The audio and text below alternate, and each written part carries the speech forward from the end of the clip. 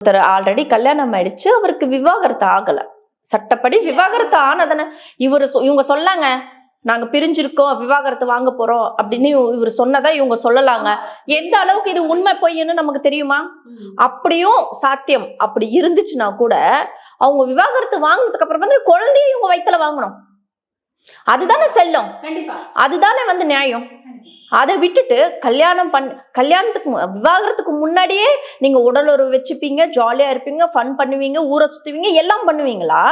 ஆனா ஒரு கட்டத்துல குழந்தைன்னு தங்கும் போது என்ன கல்யாணம் பண்ணிக்கோ, அவர் புருஷன்னு இந்த குழந்தைக்கு அப்பன்னு எப்படி நீங்க அடையாளம் காமிக்க முடியும்? அது தப்பான விஷயம் தானேங்க. தெரிஞ்சுதானேங்க அந்த அந்த உறவுல இருக்கோம். எந்த கேரண்டியும் வாரண்டியும் இல்லாத ஒரு விஷயம் தானேங்க லிவிங். அதை விட்டுட்டு எனக்கு கேரண்டி கொடு வாரண்டி கொடுன்னா ஒரு சைனா ப்ராடக்ட் எப்படிங்க கொடுக்க முடியும்? ஒரு நல்ல ஒரு பிராண்டா கம்பெனி பிராண்ட் இருந்துச்சுன்னா, அதுக்கு ரெஜிஸ்ட்ரேஷன் இருந்துச்சுன்னா, லைசன்ஸ் இருந்துச்சுன்னா உங்களுக்கு கேரண்டியும் வாரண்டியும் கொடுப்பாங்க.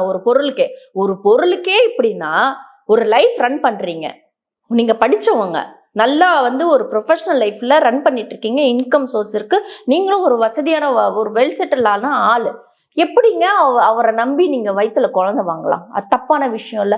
அப்ப அந்த பொண்ணோட வாழ்க்கை அவ கூட இருக்காங்களே, அவங்களுக்கு விவாகரத்து ஆகல, அவங்க வந்து சொன்னாங்களா? ஒரு கால் பண்ணி உங்ககிட்ட பேசினாங்களா? நான் விவாகரத்து வாங்க போறேன் கூடிய சீக்கிரத்துல, என் புருஷனை நீ வச்சுக்கோ, கட்டிக்கோ, என்ன வேணாலும் பண்ணிக்கோ அப்படின்னு சொல்லி அவங்க சொன்னாங்களா? யாருக்கு ரைட்ஸ் இருக்கோ அவங்க கிட்ட தானேங்க பேசணும். உனக்கு ரைட்ஸ் ஆனவன் இவனா? ரைட்ஸ் இல்லையா? எக்ஸ்பைரி டேட் ஆக போகுதான்னு சொல்லிட்டு இவங்க கேட்கணும்ல. கண்டிப்பா. அது கேட்காமலே இவங்க இந்த மாதிரி வந்து பிரஸ் மீட்ல ஒரு கதை அளந்தா அது கேட்க முடியுமா? இது வரைக்கும் அவரும் சரி அவங்க வைஃபும் சரி பேசினாங்களா? இல்ல, பேசல. இவங்க புகார் கொடுத்தது இவங்க மேல தாங்க தப்பு சொல்லுவேன். ஒரு பொண்ணுக்கு வந்து நியாயம் கிடைக்கணும் அப்படின்ற ஒரு கண்ணத்துல எங்கேயும் பாத்துறாதீங்க. என் விஷயம்